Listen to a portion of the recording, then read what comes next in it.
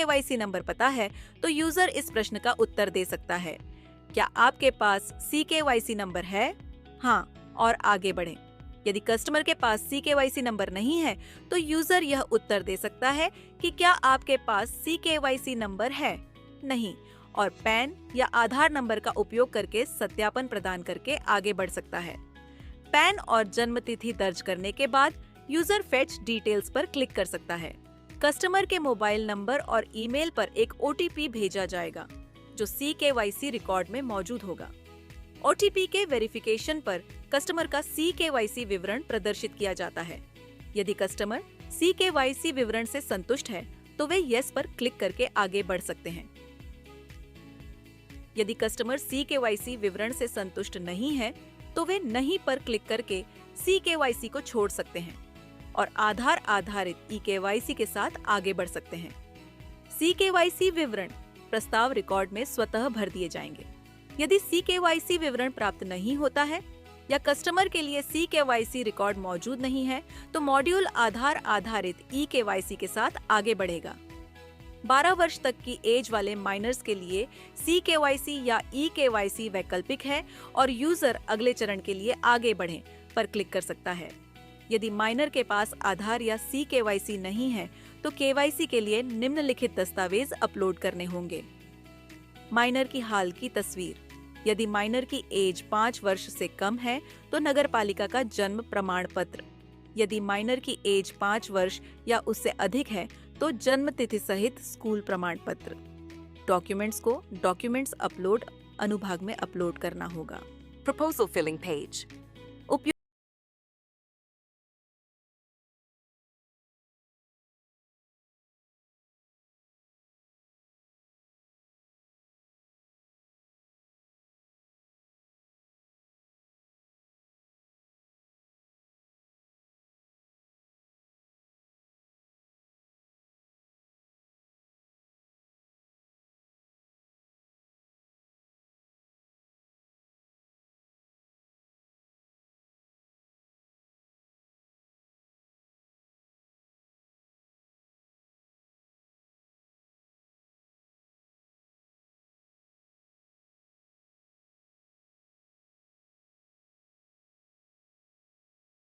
प्रश्नावली के प्रत्येक सेट पर क्लिक करना होगा और विवरण भरना होगा।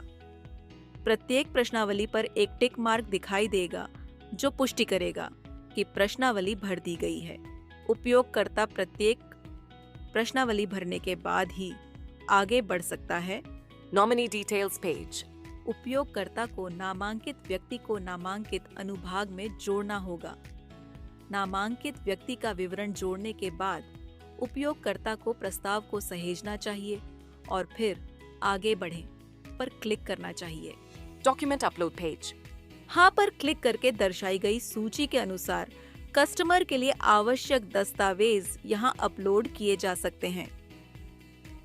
यदि नो पर क्लिक किया जाता है तो कस्टमर को कस्टमर वेरिफिकेशन के समय दस्तावेज अपलोड